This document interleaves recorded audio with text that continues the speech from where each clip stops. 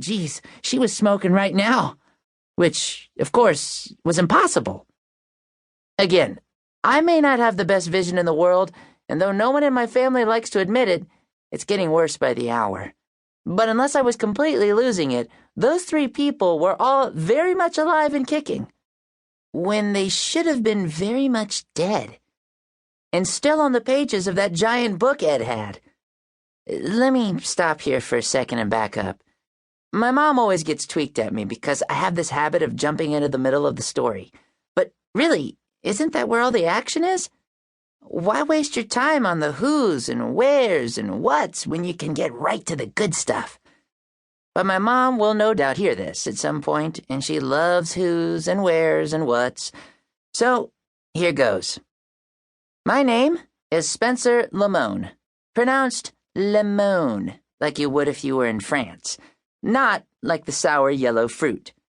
I'm just finishing up 6th grade at Lilac Junior High, which, by the way, has no lilac bushes growing anywhere near it that I know of.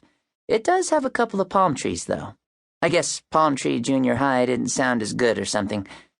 Every Tuesday and Thursday afternoon, my mom makes me hang out with Ed, an old guy who kicks it at the Everlasting Home for Seniors, a.k.a. a nursing home.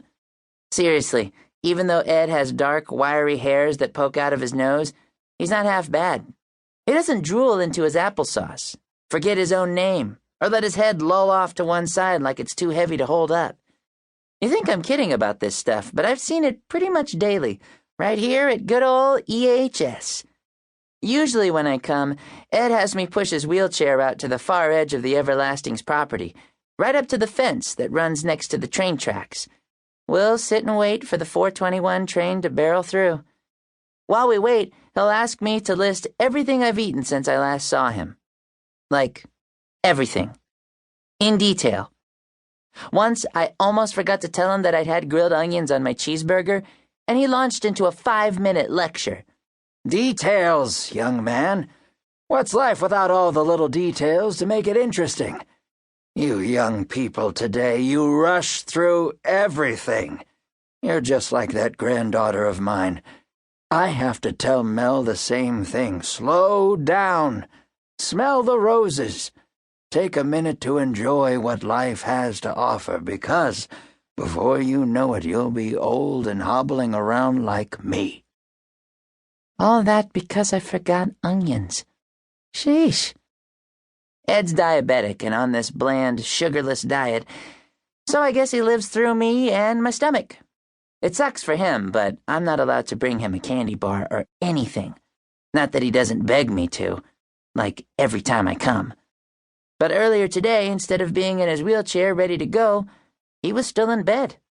Without even saying hello, he ordered me to close the door, shut the curtains, and not ask any questions. Weird. But then again, in the short time I've known him, Ed has occasionally done some odd stuff.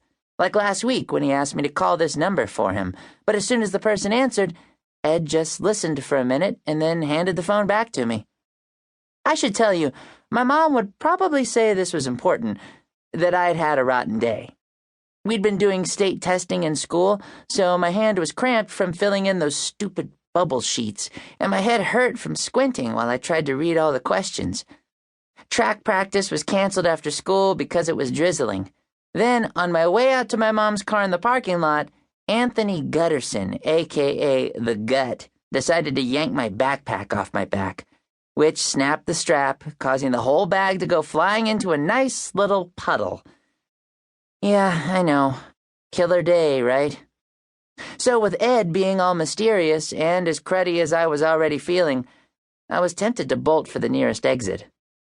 But then he started going on and on about this incredibly cool book he'd picked up back in 1943 when he was stationed at an air base in North Africa.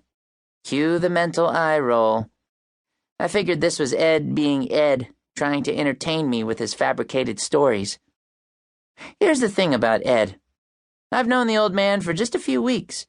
In that short time, Ed has pulled his share of pranks, flirted with every nurse in the building, and told me such far-fetched stories that I've gotten used to just nodding and biting my tongue. Like when he told me that he'd once seen the inside of a whale's mouth, or how he and Mel had run with the bulls.